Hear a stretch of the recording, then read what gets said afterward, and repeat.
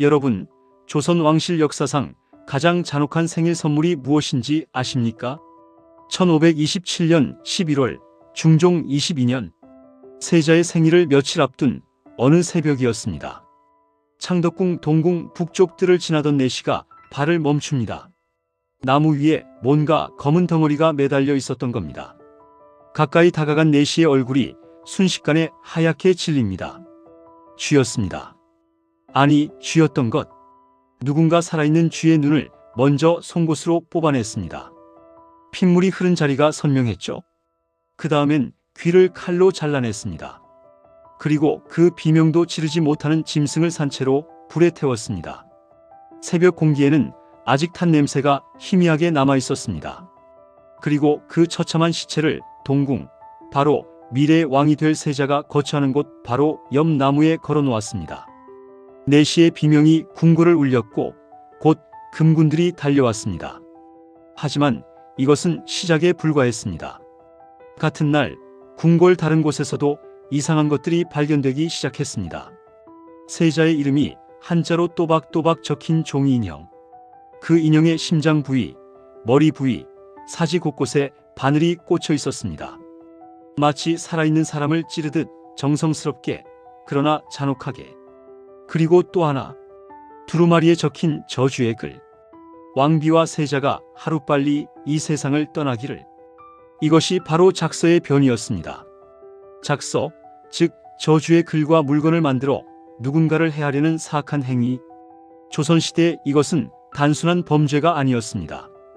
왕실을 향한 작서는 역모와 동급, 발각되면 삼족이 멸하는 극형에 처해질 수 있는 중죄였습니다. 궁궐은 순식간에 공포에 휩싸였습니다. 보이지 않는 적이 궁 안에 있다는 사실, 그것도 왕실의 미래, 세자를 저주하는 자가 숨어 있다는 사실에 모두가 떨었습니다. 중종은 즉각 수사를 명했고 의금부가 움직이기 시작했습니다. 대체 누가 무슨 이유로 이런 끔찍한 짓을 벌인 걸까요? 며칠간의 수사 끝에 금부도사들은 한 사람을 지목했습니다.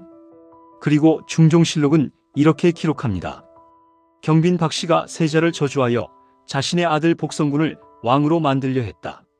오늘은 조선 역사상 가장 비극적인 후궁 경빈 박씨의 이야기를 들려드리겠습니다. 왕의 총애를 한몸에 받았지만 그 사랑이 독이 되어 결국 사약을 받아야 했던 여인. 하지만 그녀가 정말로 그 저주를 했을까요? 아니면 누군가의 치밀한 음모에 희생된 것일까요? 이 비극을 이해하려면 우리는 시간을 20년 전으로 되돌려야 합니다. 박씨. 그녀의 성만 겨우 전해질 뿐 이름조차 제대로 기록되지 않은 여인입니다. 조선 왕조 500년 동안 수많은 왕비와 후궁이 있었지만 이름마저 역사에서 지워진 여인은 흔치 않습니다. 그것만으로도 그녀의 출신이 얼마나 미천했는지 알 수 있습니다. 그녀의 아버지는 악공, 궁중음악을 연주하는 하급 관리였습니다. 조선시대 신분제도에서 악공은 중인 계층, 양반도 아니고 그렇다고 평민도 아닌 애매한 위치였죠. 그런 집안의 딸이 왕의 후궁이 된다는 것은 평민이 벼락을 맞아 금덩이를 줍는 것만큼이나 불가능에 가까운 일이었습니다. 하지만 박 씨에게는 특별한 무언가가 있었습니다. 실록은 그녀를 총명하고 영특했다고 기록하고 있습니다. 단순히 얼굴이 예뻤다는 표현이 아닙니다. 지혜로웠다는 뜻이죠. 어떤 기록은 그녀가 노래와 춤에도 뛰어났다고 전합니다. 악공의 딸답게 음악적 재능도 타고났던 모양입니다. 하지만 제 생각에 그녀의 진짜 재능은 다른 곳에 있었던 것 같습니다. 사람의 마음을 읽는 능력? 1507년경 15살의 나이로 궁녀가 된 박씨. 그녀는 곧 한 가지 사실을 깨달았을 겁니다. 중종이라는 왕이 얼마나 외로운 사람인지를. 중종은 어떤 왕이었을까요? 1506년 중종 반정으로 왕위에 오른 그는 형식적으로는 조선의 11대 왕이지만 실질적으로는 신하들이 만든 왕이었습니다. 연산군의 폭정에 반발한 신하들이 쿠데타를 일으켜 연산군을 몰아내고 그의 이복 동생이었던 진성대군을 왕으로 옹립한 겁니다. 신하들이 만든 왕, 이것은 중종이 평생 짊어져야 할 십자가였습니다. 그는 항상 신하들의 눈치를 봐야 했고 자신의 뜻을 마음껏 펼치기 어려웠습니다. 조정에서는 왕이지만 침전으로 돌아오면 그저 외로운 한 남자였습니다. 박 씨는 바로 그 외로움을 어루만질 줄 알았던 것 같습니다. 정치 이야기를 늘어놓는 총명함이 아니라 그저 곁에 있어주는 따스함, 왕의 무거운 책임을 이해하는 듯한 눈빛, 말없이 차를 따르고 음악을 들려주고 때로는 소녀처럼 웃어주는 순수함. 중종은 그녀에게서 왕이 아닌 한 사람의 남자로 돌아갈 수 있었던 게 아닐까요? 운명은 그렇게 시작되었습니다. 1511년 그녀는 수곤으로 첫 번째 품계를 받습니다. 그리고 불과 2년 뒤인 1513년 아들을 낳습니다. 바로 복성군입니다. 아들을 낳았다는 것. 이것은 궁궐에서 여인의 운명을 180도 바꾸는 사건이었습니다. 조선시대의 후궁의 지위는 아들을 낳았는지 여부로 천차만별이었습니다. 딸만 낳은 후궁은 평생 낮은 품계에 머물렀지만 아들을 낳은 후궁은 달랐습니다. 박 씨는 아들을 낳은 공로로 소위로 승격되었고 이후 계속해서 품계가 올라갑니다. 1517년 귀인, 1518년 소용, 그리고 1520년 드디어 빈의 자리에 오릅니다. 경빈 박 씨. 이것은 후궁으로서 누릴 수 있는 최고의 지위 중 하나였습니다. 왕비를 제외하면 궁궐 내 여인들 중 가장 높은 자리. 악공의 딸이 불과 10여 년 만에 그 정상에 오른 겁니다. 중종의 총애는 실로 대단했습니다. 실록은 이렇게 적고 있습니다. 왕이 경빈의 처소에서 나오지 않을 정도였다. 신하들이 왕에게 정사를 보러 나오라고 간청할 정도였다는 겁니다. 심지어 왕이 경빈 때문에 나란 일을 돌보지 않는다는 비판까지 나올 지경이었습니다. 진정한 신데렐라 스토리였습니다. 하지만 여러분, 동화 속 신데렐라는 왕자님과 결혼하면서 행복하게 살았답니다로 끝나지만 현실의 궁궐은 그렇지 않았습니다. 경빈 박 씨의 진짜 시련은 이제부터 시작되는 겁니다. 그녀가 높이 올라갈수록 그녀를 끌어내리려는 손도 많아졌습니다. 그리고 그 손들 중에는 절대 건드려서는 안 될 사람도 있었습니다. 1517년 중종의 삶에 또 다른 여인이 등장합니다. 윤씨. 훗날 문정왕후라 불리게 될 조선 역사상 가장 강력한 권력을 쥔 여인 중 하나였습니다. 경빈 박 씨가 미천한 악공의 딸이었다면 윤씨는 정반대였습니다. 파평 윤씨 명문가의 딸로 당대 최고의 권력가인 윤지임의 딸이었죠. 그녀가 궁에 들어온 것은 단순한 혼인이 아니라 정치였습니다.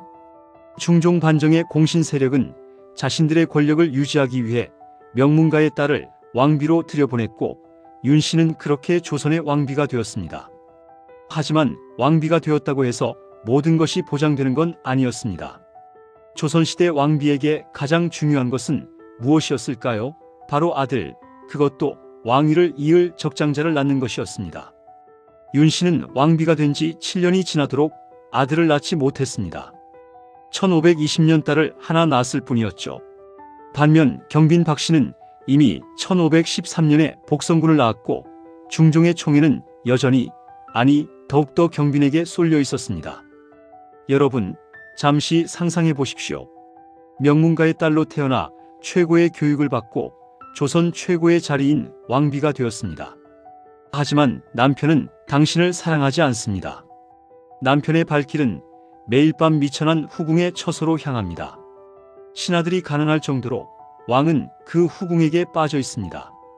그리고 당신은 아들을 낳지 못했지만 그 후궁은 이미 아들을 낳아 빈의 자리까지 올랐습니다. 궁녀들이 당신을 보는 눈에는 동정이, 그 후궁을 보는 눈에는 부러움이 담겨 있습니다. 이것이 윤씨, 즉 문정왕후의 처지였습니다. 더욱 문제는 세자였습니다. 당시 세자는 장경왕후의 아들인 원자, 훗날의 인종이었습니다. 장경왕후는 중종의 첫 번째 계비로 이미 1515년에 세상을 떠났습니다. 그러니까 문정왕후 윤씨가 왕비가 되었을 때 이미 세자는 정해져 있었던 겁니다. 윤씨에게는 두 가지 길이 있었습니다.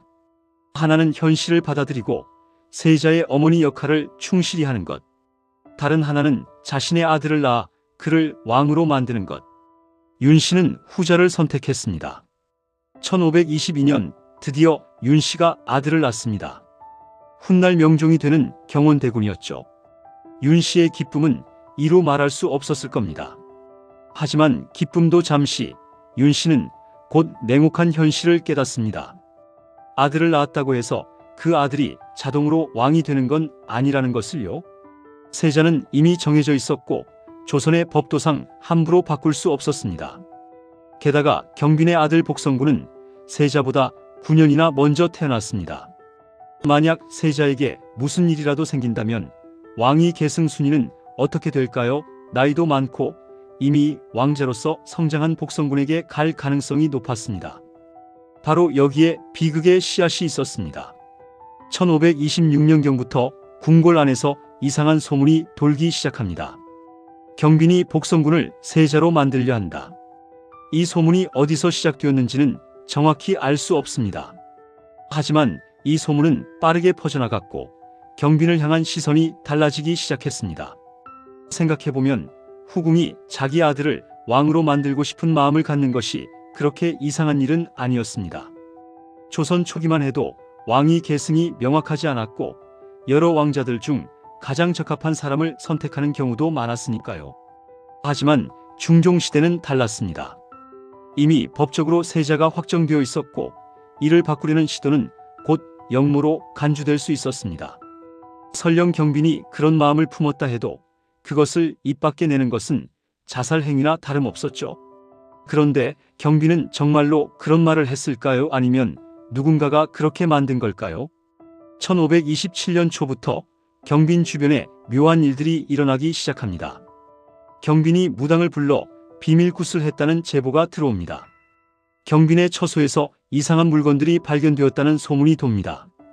그리고 마침내 11월에 작서의 변이 터지는 겁니다. 그 불에 탄 쥐, 세자를 저주하는 종이 인형, 왕비와 세자의 죽음을 바라는 글. 이 모든 증거들이 한 사람을 가리키고 있었습니다. 바로 경빈 박씨. 하지만 의문이 생기지 않습니까? 경빈이 정말 그렇게 어리석은 사람이었을까요? 궁궐 내에서 20년 가까이 살아남았고 실록조차 그녀를 총명하고 영특하다고 평가했던 여인입니다. 그런 사람이 이렇게 노골적이고 쉽게 발각될 수밖에 없는 방식으로 저주를 했을까요? 더욱 이상한 것은 증거들이 발견된 장소와 시기였습니다.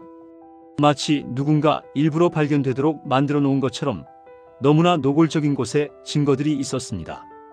그리고 그 모든 증거가 경빈을 가리키고 있었죠. 궁중 내부 수사가 시작되었습니다. 그리고 수사 과정에서 경빈과 가까웠던 궁녀들과 내시들이 잡혀갑니다. 고문이 시작되었고 그들의 입에서 원하는 대답이 나올 때까지 고문은 계속되었습니다. 경빈께서 복성군을 세자로 만들고 싶어 하셨습니다. 경빈께서 무당을 불러 굿을 하셨습니다. 경빈께서 세자를 저주하라고 시켰습니다. 한 사람, 두 사람, 증언이 쌓여갔습니다. 하지만 이 증언들을 어디까지 믿을 수 있을까요? 조선시대 고문은 상상을 초월할 정도로 잔인했습니다. 사람들은 고통을 피하기 위해 무엇이든 말했습니다.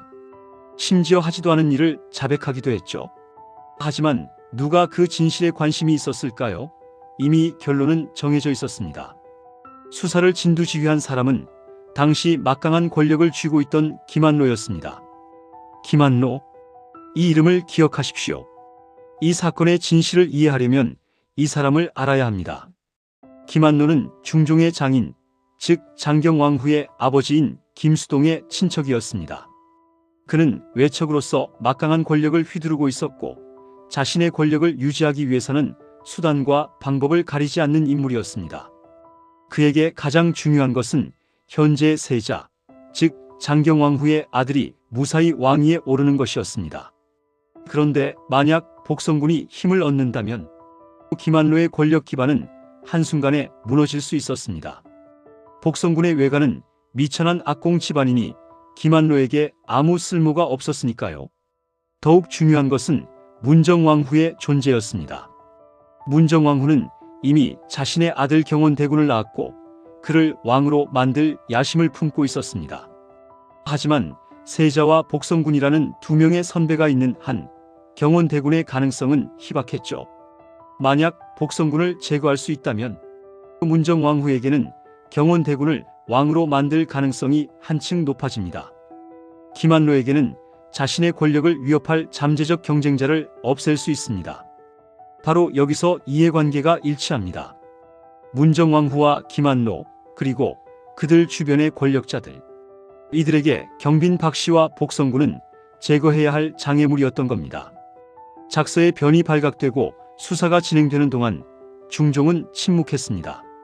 아니, 어쩌면 외면했다고 표현하는 게 맞을지도 모르겠습니다. 그토록 총애하던 경빈이 위기에 처했는데 왕은 그녀를 지키려 하지 않았습니다. 왜일까요? 첫째, 중종은 정치적으로 무력한 왕이었습니다. 신하들이 만든 왕이었기에 신하들의 뜻을 거스르기 어려웠죠. 김한로를 비롯한 권력자들이 경빈의 죄를 확신한다면 중종이 홀로 그녀를 감싸는 것은 불가능했습니다. 둘째, 세자의 문제였습니다. 만약 경빈이 정말로 세자를 저주했다면 이것은 왕위 계승을 위협하는 중대사였습니다. 중종은 개인적 감정보다 왕실의 안정을 선택해야 했습니다. 셋째, 그리고 이것이 가장 슬픈 이유인데요. 중종은 이미 경빈에게서 마음이 떠나 있었을 가능성이 있습니다. 왕의 총애란 그렇게 덧없는 것이었습니다. 어제의 뜨거운 사랑이 오늘은 식어버릴 수 있었죠. 새로운 여인이 눈에 들어오면 옛 사랑은 기억 속으로 사라졌습니다. 사랑도 추억도 함께한 세월도 왕관 앞에서는 아무 의미가 없었습니다. 1527년 12월 대신들의 회의가 열렸습니다. 경빈의 처분을 논의하는 자리였습니다. 대부분의 신하들이 목소리를 높였습니다. 경빈의 죄는 용서할 수 없습니다. 역물을 꾀한 자는 마땅히 처벌받아야 합니다. 빈의 지위를 박탈하고 사약을 내려야 합니다. 일부 신하들이 조심스럽게 반대 의견을 냈습니다. 증거가 확실하지 않습니다. 더 신중하게 조사해야 합니다. 하지만 그들의 목소리는 거센 파도에 삼켜지는 작은 배처럼 묻혀버렸습니다. 이미 결론은 정해져 있었으니까요. 중종은 마지막까지 망설였습니다. 실록의 기록을 보면 중종이 며칠 동안 잠을 이루지 못했다고 나와 있습니다. 그는 알고 있었던 게 아닐까요? 이것이 음모일 수도 있다는 것을. 하지만 그는 왕이었고 왕은 사랑보다 왕관을 선택해야 했습니다. 경빈 박씨를 패하고 사약을 내린다. 중종의 명령이 떨어졌습니다. 그토록 사랑했던 여인에게 그가 직접 죽음을 선고한 겁니다. 사약이 경빈의 처소로 전달되었습니다. 목재 쟁반 위에 올려진 하얀 도자기잔, 그 안에 담긴 검은 액체. 사약을 받은 경빈은 어떤 심정이었을까요? 그녀는 알고 있었을까요? 자신이 무고하다는 것을. 하지만 아무도 자신의 말을 믿어주지 않으리라는 것도. 자신이 낳은 아들, 당시 15살이었던 복성군은 어머니가 죽어가는 것을 어떤 심정으로 지켜봐야 했을까요? 어머니를 지킬 힘도 없는 왕자. 그는 무릎을 꿇고 아버지 중종에게 빌었다고 전해집니다. 어머니는 결백합니다. 제발 다시 조사해 주십시오. 하지만 중종은 고개를 돌렸습니다. 왕관의 무게는 그렇게 무거웠습니다. 아니, 어쩌면 그는 그 무게를 핑계 삼아 비겁함을 선택한 것인지도 모릅니다. 경빈은 마지막까지 자신의 결백을 주장했다고 전해집니다. 나는 그런 일을 하지 않았다고 말했지만 그 목소리는 차가운 궁궐벽에 부딪혀 메아리로 사라졌을 뿐입니다. 1527년 12월 26일 경빈 박씨는 사약을 받고 세상을 떠났습니다. 나이 35 혹은 그보다 젊은 나이였을 것으로 추정됩니다. 그녀의 마지막 모습은 어땠을까요? 아마도 원망보다는 허무함이었을 것 같습니다. 사랑했던 남자에게 배신당했다는 분노보다는 이 모든 것이 헛되었다는 공허함. 악공의 딸에서 빈까지 그 화려했던 20년의 세월이 한순간에 무너져 내리는 것을 보며 그녀는 무슨 생각을 했을까요? 그녀의 시신은 궁 밖으로 내쳐졌고 변변한 장례도 치러지지 못했습니다. 역적의 어미로 낙인 찍혔으니까요. 복성군은 왕자의 신분을 유지했지만 어머니를 잃은 상처는 평생 지워지지 않았을 겁니다. 경빈이 죽고 궁궐에는 다시 평화가 찾아온 것처럼 보였습니다. 세자는 안전했고 문정왕후는 만족스러웠으며 김한노는 여전히 권력을 쥐고 있었습니다. 하지만 진실은 그렇게 쉽게 묻히지 않았습니다. 피는 피를 부르고 거짓은 언젠가 드러나게 마련이니까요. 세월이 흘러 1533년 사건이 일어난 지 6년 만에 놀라운 일이 벌어집니다. 김한노가 역무 혐의로 체포된 겁니다. 그토록 막강했던 권력자가 하루아침에 몰락한 거죠. 권력이란 그런 겁니다. 어제의 권력자가 오늘의 역적이 되고 어제의 충신이 오늘의 간신이 되는 것. 그에 대한 조사 과정에서 충격적인 진실이 드러나기 시작했습니다. 김한노가 자신의 권력을 유지하기 위해 수많은 정치적 음모를 꾸몄다는 증거들이 쏟아져 나왔습니다. 그 중에는 작서의 변에 대한 내용도 있었습니다. 한 증인이 떨리는 목소리로 이렇게 증언했습니다. 김한노가 경빈을 제거하기 위해 거짓 증거를 만들었습니다. 다른 증인도 비슷한 이야기를 했습니다. 작서의 변 당시 고문으로 얻어낸 자백이 대부분 거짓이었습니다. 심지어 당시 수사에 참여했던 관리 중 일부가 양심의 가책을 느끼고 진실을 털어놓기 시작했습니다. 경빈이 무당을 불렀다는 증거는 조작된 것이었습니다. 저주 물건들도 누군가 일부러 만들어 경빈의 처소 근처에 놓은 것이었습니다. 고문을 견디지 못한 궁녀들이 거짓 증언을 했습니다. 진실이 드러났습니다. 경빈 박 씨는 억울하게 죽은 것이었습니다. 중종은 이 진실을 알고 어떤 심정이었을까요? 실록에는 중종이 크게 후회했다는 기록이 나옵니다. 자신이 사랑했던 여인을, 그리고 죄 없는 여인을 죽였다는 사실을 깨달은 겁니다. 그는 밤마다 악몽에 시달렸다고 합니다. 경빈이 나타나 전하, 저는 억울합니다라고 말하는 꿈을. 하지만 꿈에서 깨어나도 그녀는 돌아오지 않았습니다. 1534년 중종은 명령을 내립니다. 경빈 박 씨의 명예를 회복시키고 빼앗았던 빈의 지위를 다시 돌려주라는 명령이었습니다. 또한 제대로 된 무덤을 만들어 장례를 다시 치르도록 했습니다. 하지만 이것이 무슨 의미가 있었을까요? 죽은 사람은 돌아오지 않습니다. 복권되었다는 사실을 경빈은 알지도 못한 채 저 세상에 있었습니다. 6년 동안 역적의 어미로 욕을 먹으며 무덤조차 제대로 관리되지 않은 채 방치되어 있었던 그녀. 너무 늦은 정의는 정의라 부를 수 있을까요? 복성군은 어머니의 복권을 보았지만 그 역시 평생 씻을 수 없는 상처를 안고 살아야 했습니다. 그는 1557년 44살의 나이로 세상을 떠날 때까지 왕이 되지 못했습니다. 세자였던 이복형이 인종으로 즉위했지만 재위 8개월 만에 죽었고 그 다음 왕위는 문정왕후의 아들 경원대군, 즉 명종에게 갔습니다. 만약 경빈이 살아있었다면, 만약 작서에 변이 없었다면 복성군이 왕이 될 가능성도 있었을까요? 아무도 알 수 없습니다. 역사의 가정은 없으니까요. 하지만 확실한 것은 경빈 박 씨의 비극이 권력자들의 음모에 의해 만들어진 것이었다는 사실입니다.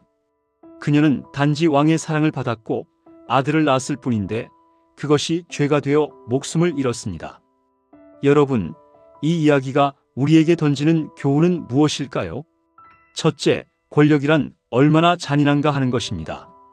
권력을 쥔 자들은 자신의 지위를 지키기 위해 무고한 사람도 서슴없이 희생시킵니다. 경빈 박 씨는 권력 투쟁의 희생양이었습니다. 둘째, 사랑조차 권력 앞에서는 무력하다는 것입니다. 중종은 경빈을 사랑했지만 그 사랑으로 그녀를 지키지 못했습니다. 아니, 어쩌면 지키려 하지 않았을지도 모릅니다. 왕의 사랑이란 그만큼 덧없는 것이었습니다. 셋째, 진실은 반드시 밝혀진다는 것입니다. 비록 6년이라는 시간이 걸렸지만 결국 경빈의 억울함은 풀렸습니다. 하지만 너무 늦은 진실은 죽은 자에게 아무 의미가 없습니다. 넷째, 조선시대 여성의 삶이 얼마나 비극적이었는지를 보여줍니다. 경빈은 자신의 의지와 상관없이 권력 다툼에 휘말렸고 자신을 변호할 기회조차 제대로 주어지지 않았습니다. 경빈 박 씨는 지금 파주에 묻혀 있습니다. 그녀의 무덤은 복권 이후에 제대로 만들어졌지만 왕실 무덤치고는 소박한 편입니다. 화려한 성물도 거대한 봉분도 없습니다. 아마도 그녀가 겪었던 비극을 반영하는 것일지도 모르겠습니다. 가을날 그 무덤을 찾으면 쓸쓸한 바람이 봉분 주위를 맴돕니다. 낙엽이 쌓이고 때때로 누군가 놓고 간 국화꽃 한 송이가 그녀를 위로합니다. 무덤 앞에 서면 그녀의 삶이 주마등처럼 스쳐 지나갑니다. 악공의 딸로 태어나 왕의 총애를 받고 후궁 최고의 자리에 올랐지만 결국 억울하게 죽어야 했던 여인. 복권되었지만 그 기쁨을 누리지 못한 채 차가운 땅 속에 묻힌 여인. 그녀의 묘비에는 짧게 이렇게만 적혀 있습니다. 경빈 박씨지며 이름도 행적도 아무것도 적혀 있지 않습니다. 마치 그녀의 인생 자체가 역사에서 지워진 것처럼. 오늘날 우리가 경빈 박씨를 기억해야 하는 이유는 무엇일까요? 단순히 조선시대의 비극적인 이야기로만 볼 것이 아니라 권력의 본질과 인간의 욕망, 그리고 정의의 중요성에 대해 생각해보는 계기로 삼아야 합니다. 권력은 언제나 약자를 희생시킵니다. 하지만 그 희생 위에 세워진 권력은 결국 무너지게 마련입니다. 김한로는 막강한 권력을 휘둘렀지만 결국 역적으로 몰려 비참하게 죽었습니다. 문정왕후는 아들을 왕으로 만드는 데 성공했지만 명종의 치세는 조선 역사상 가장 혼란스러운 시기 중 하나였습니다. 반면 경빈 박씨는 비록 억울하게 죽었지만 훗날 복권되어 그녀의 결백이 증명되었습니다. 그리고 수백 년이 지난 지금까지도 사람들의 기억 속에 남아 권력의 희생양이 된 여인으로 추억되고 있습니다. 진실은 때로 늦게 오지만 결국 은 승리한다는 것. 이것이 경빈 박씨의 이야기가 우리에게 남긴 마지막 교훈이 아닐까요? 여러분은 이 이야기를 들으시고 어떤 생각이 드시나요? 만약 여러분이 중종이었다면 사랑하는 여인을 지킬 수 있었을까요? 만약 여러분이 경빈이었다면 어떻게 살았을까요? 댓글로 여러분의 생각을 나눠주시기 바랍니다. 그리고 이 채널이 전하는 조선시대의 숨겨진 이야기들이 의미 있다고 생각하신다면 구독과 좋아요 부탁드립니다. 다음 이야기에서는 또 다른 궁중 비사를 가지고 찾아뵙겠습니다. 역사는 과거의 이야기가 아닙니다. 오늘을 사는 우리에게 교훈을 주는 거울입니다. 경빈 박씨의 비극을 통해 우리는 권력의 무서움과 정의의 소중함을, 그리고 무엇보다 한 사람의 삶이 얼마나 소중한지를 다시 한번 생각해봐야 할 것입니다. 파주의 그 작은 무덤 앞에 오늘도 바람이 불고 있습니다. 그 바람이 그녀의 억울함을 위로하고 그녀의 이름을 기억하라고 우리에게 속삭이는 것 같습니다. 지금까지 궁중비사 인생극장이었습니다. 오늘 이야기가 여러분의 가슴에 닿으셨다면 구독과 좋아요로 함께해 주십시오. 저는 다음 시간 또 다른 깊은 인생의 이야기로 돌아오겠습니다. 시청해 주셔서 감사합니다.